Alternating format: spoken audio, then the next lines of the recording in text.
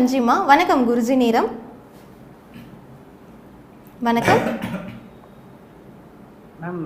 சேலத்துலேருந்து பேசுகிறேன். லைனில் இருக்கீங்க, பேசுங்க. மேம் சேலத்துலேருந்து பேசிட்டு இருக்கேன். யாருக்காக ஐயா பார்க்க போகிறீங்க? எனக்கு தாங்க மேம். உங்கள் பெயர் சொல்லுங்கள் ஐயா. விக்னேஷ். உங்கள் பிறந்த தேதி சொல்லுங்கள். 5/1/2004.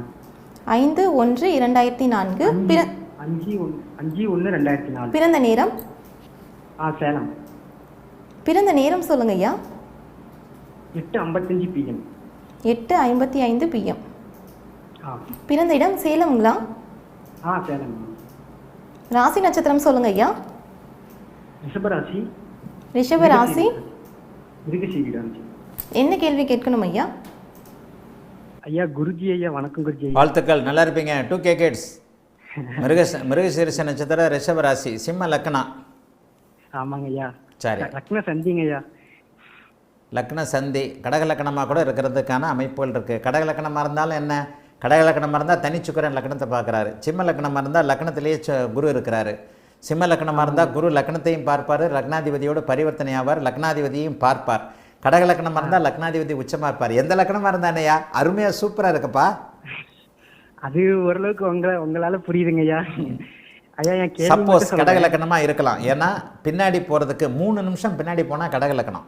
ஐயா அது சுக்கிர திசையில சுக்கிர புத்தியில அப்பா கூட கொஞ்சம் சண்டை ஆயிடுச்சு, கைகளை போயிடுச்சு. அதனால சிம்ம லக்னம்னு நினைக்கிறேன் நான். சுக்கிர புக்தி இல்லையா? 2021 ராகுதிச சுக்கிர புக்தி இல்லையா? ஆமாங்க ஐயா. ராகுதிச சுக்கிர புக்தியில் அப்பா கூட கொஞ்சம் சண்டை ஆயிடுச்சுங்க ஐயா. அப்பா கூட சண்டை ஆயிடுச்சு. அப்பா கூட ஃபர்ஸ்ட்ல இருந்தே இதுதான். ராகு 9ல. ஏன் ராகு 9ல்? செவ்வாய் 9ல் சனி பார்வையில் எடுக்கக்கூடாதா? 2K kids. ஜோதிடம்ன்றது ஆழமானது. இல்லைங்க ஐயா, நான் சுக்கிரன் இருக்கிறதுனால இப்படி இருக்குமோன்னு நான் நினைக்கிறேன். ராகுதிசை அப்படியும் சொல்ல முடியாது. இதுக்கெல்லாம் இந்த இடத்துல நம்ம டிஸ்கஸ் பண்ண வேண்டாம். ராகு இப்போ இந்த சொல்லக்கூடிய விஷயத்திற்கு கடகலக்கணமாக இருந்தால் 9ஆம் இடத்துல செவ்வாய் உட்காந்து சனி பார்வையில் இருப்பார். 9ஆம் அதிபதி அந்த வீட்டிற்கு மறைவார். அப்போ கூட அப்பா விஷயத்துல ஏதாவது ஒரு கெடுதல்கள் நடக்கும். ஐயா அப்பானால ஒரு வருமானம், காசு கொடுக்கறது அந்த மாதிரிலாம் எதுவும் இல்லைங்க ஐயா. சூரியனை சனி பார்க்குதுல, 9ஆம் இடத்தையும் கடகலக்கணம்னு தான் மேக்சிமம் நான் கொண்டு வருவேன். எப்படி அப்படின்னா, ஏன்னா பெரும்பாலும் நேரம் பின்னாடி தான் போகும். ஒரு 3 நிமிஷம் பின்னாடி போனால் கடகலக்கணம். சூரியனை சனி பார்க்குதா? கரெக்டாக பார்த்துன்னு சொன்னாங்க ஐயா. அம்மாவும் கரெக்டாக பார்த்துன்னாங்க ஐயா சொல்கிறாங்க. அந்த அளவுக்கு பெர்ஃபெக்டாக அம்மா பார்த்தாங்களா? அந்த கதையெல்லாம் பேசக்கூடாது. என்னை பொறுத்த வரைக்கும் கடகலக்கணமாக இருக்கும். 9ஆம் அதிபதியவும் 9ஆம் காரகனையும் 9வது வீட்டையும் சனி பார்க்கிறார். இந்த இடத்துல ராகு இருந்து குரு லக்னத்தை பார்த்தா உங்கள் அப்பா அப்படிலாம் பெரிய அளவில் இருக்க மாட்டார். இப்போ நான் சொல்கிற கணக்கின் அடிப்படையில் தின்ன தூங்கியா இருப்பார், குடிகாரனாக இருப்பார், இயலாதவராக இருப்பார், காசு கொடுக்காதவராக இருப்பார். கரெக்டா? லிவர் ஃபெயிலியர் ஆகிற நிலைமையில இருக்குது. பார்த்துட்டு குடிச்சிட்டு தான் இருக்காரு. கடகலக்கணம் 9ஆம் அதிபதியை 3ஆம் பார்வையாக பார்க்குறார், 9ஆம் காரகனை 7ஆம் பார்வையாக பார்க்குறார், 9ஆம் பாவகத்தை 10ஆம் பார்வையாக பார்க்குறார். அப்புறம் எப்படி அப்பா நல்லா இருப்பார்? சிம்ம லக்னம்னா 9ஆம் அதிபதி 8ல் மறைந்தாலும் கூட, சனியின் பார்வையில் இருந்தால் கூட அது ஓரளவுக்கு நட்பு வீட்டில் இருக்கிறார். 9ஆம் வீட்டில் ராகு இருந்தால் கூட 9ஆம் வீட்டை குரு பார்க்குறார். இந்த அளவுக்குலாம் கெடுக்காது. ஒரு படிநிலை அமைப்புகளை ஜோதிடத்தில் தெரிஞ்சுக்கிறது தான் பெரிய விஷயம். அதைத்தான் நான் சொல்லி கொடுக்குறேன் உயர்நிலை வகுப்புகளில்.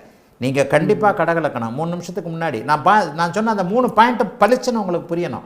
9ஆம் அதிபதியை 3ஆம் பார்வையாக பார்க்க, 9ஆம் காரகனை 7ஆம் பார்வையாக பார்க்க, 9ஆம் பாவகத்தை 10ஆம் பார்வையாக, லக்னத்தின் அடிப்படையில் கர்ண கடூரமான, அதாவது அதிவக்கர நிலையில் இருக்கக்கூடிய சூரியனின் எதிரில் இருக்கக்கூடிய சனி பார்ப்பது பிறந்ததுல இருந்தே தகப்பனை தின்ன தூங்கியாக இருக்க வைக்கிறது. ஆமாங்க ஐயா. அப்புறம் நீங்கள் நான் ஜிம்ம லக்னமாக தான் இருக்கேன், நான் ஜிம்ம லக்னமாக தான் இருக்கேன், ஜிம்ம லக்னமாக தான் இருக்கிறேன்னா அதெல்லாம் வாய்ப்பே கிடையாது.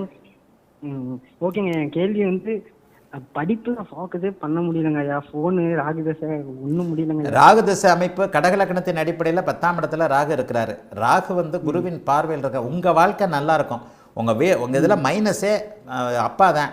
மற்றபடி சந்திரன் வலுவாக இருக்கிறார். நான் சொன்ன மாதிரி கடகலக்கணத்திற்கு தனிச்சுக்கரன் லக்னத்தை பார்க்க, லக்னாதிபதி பௌர்ணமிக்கு போய் கொண்டு இருக்கிற சந்திரனாகி உச்சனாக இருப்பது யோகம். இதெல்லாம் எப்போ நடக்கும்? குரு திசையில் தான் நடக்கும். ஆனால் குரு 6ஆம் இடத்தோடு தொடர்பு கொள்ளக்கூடாது. அடுத்தடுத்து அவயோக திசைகள் தான் வருது. இருந்தாலும் நீங்கள் நல்லா இருப்பீங்க. குரு 6ஆம் அதிபதியாக தான் செயல்படுவார். 6ஆம் அதிபதி கூட தான் அவர் பரிவர்த்தனை ஆகிறார். இப்போ நடக்கக்கூடிய அடுத்து வரக்கூடிய குரு கூட சனியின் பார்வையில் தான் இருக்கிறார். என்னதான் லக்னாதிபதி வலுவாக இருந்தாலும், என்னதான் ஜாதகம் பலப்பலன் இருந்தாலும், தசாபுக்திகளே சம்பவங்களையும் நம்முடைய தகுதியவும் தீர்மானிக்கின்றன. அந்த அமைப்பின் அடிப்படையில் அடுத்தடுத்து வரக்கூடியது 6-8 அமைப்புகளாக தான் வருது. ஆனாலும் எல்லாத்தையும் தாங்குற மாதிரி வலிமையாக இருப்பீங்க. பெரிய அளவில் சோதனைகள் வராது. லக்னாதிபதி வலுத்தவன் எதையும் சமாளிப்பான், சுகங்களை அனுபவிப்பான் அளவுக்கு உட்பட்டு. சரியா? வேற ஏதாவது கேட்கணுமா? அரியர் எப்பங்க ஐயா கிளியர் பண்ணுறேன்? அரியர் எப்போ கிளியர் பண்ண ராகதஸ் அரியர் எப்போ கிளியர் பண்ணுவீங்க? நீங்கள் தான் சொல்லுங்கள். எனக்கு இந்த ஜோசியத்தெல்லாம் வேண்டாம். ஏன் அரியர் வருது? ஃபோனு தாங்க ஐயா காரணம். என்னது? ஃபோன் தான் காரணம்? ஆமாங்க ஐயா. லக்னாதிபதி உச்சம்ன்றதுனால தான் உண்மையை ஒத்துக்க சொல்லுது. லக்னாதிபதி உச்சம்ன்றதுனால தைரியமாக உண்மையை வச்சு தெரியுதுங்க ஐயா. நானும் முடிஞ்ச அளவுக்கு எடுத்து வைக்க பார்க்குறேன். கொஞ்ச நேரம் அப்படியே ஃபோன் எடுத்துட்டுனா அப்படியே போயிடுங்க ஐயா உள்ள. ஏன்பா அப்படி பண்ணனா? எப்பா ஒரு 2K கிட்ஸ் தானே, எவ்வளோ ஒரு புத்திசாலியா. உன் ஜாதகத்தை பார்த்தா எனக்கு பொறாமையாக இருக்குது. உன் ஜாதகத்தை பார்த்தா எனக்கு பொறாமையாக இருக்குது. அந்தளவுக்கு அருமையாக இருக்கிற ஒரு ஜாதகம். ஒரு ராகதசை வரட்டும். என்ன ஏப்ரல் மாதத்துக்கு அப்புறம் அந்த ஃபோனை தூக்கி நீ கீழே போட போகிறேன். ஆசைங்க ஐயா. அப்புறம் ராகதசை வரைக்கும் தான் அந்த ராகு வரைக்கும் தான் அந்த ஃபோன். ஏப்ரல் மாதத்தோட ராகு முடியுது. அதனால் ஒரு ஒரு இளம் வயதில் நம்ம எதில் டைவர்ட் ஆகிறோன்றதை தெரிஞ்சுக்கிட்டு அந்த இடத்த கிளிக் பண்ணி அந்த இடத்த அவாய்ட் பண்ணுறவன் பின்னால் சாதிக்கக்கூடியவன். உனக்கு லக்னாதிபதி வலு, நீ சாதிக்கக்கூடியவன். அதுக்காக நான் உன்னை பிரதமர் லெவலுக்கு, அவர் லெவலுக்கு, இவர் லெவலுக்கெலாம் கொண்டு போக மாட்டேன். அதுக்கடுத்து வரக்கூடிய தசா அமைப்புகள் சற்று பாபத்துவமாக இருந்தாலும் கூட நீ சாதிக்கிறதுக்குன்னே இருக்கிறவன். ஃபோனை தூக்கி கடாசு. ஏப்ரலுக்கு மேலெலாம் உங்கள் கையில் ஃபோன் இருக்காது. உங்கள் கையில் இருக்கக்கூடிய ஃபோனு வெறுமனை பேசுகிறதுக்காக மட்டுமே இருக்குமே தவிர, உன்னுடைய உபயோகத்துக்காக மட்டுமே இருக்குமே தவிர, உன்னை அடிக்ட் பண்ணுறதுக்காக இருக்காது. ராகதசைக்கு அப்புறம் உன்னுடைய வாழ்க்கை நல்லா இருக்கும். ஆக வர்ற ஏப்ரலுக்கு பிறகு நீ அரியரை கிளியர் பண்ணியே ஆகணும். நீ நல்லா இருந்தே ஆகணும்.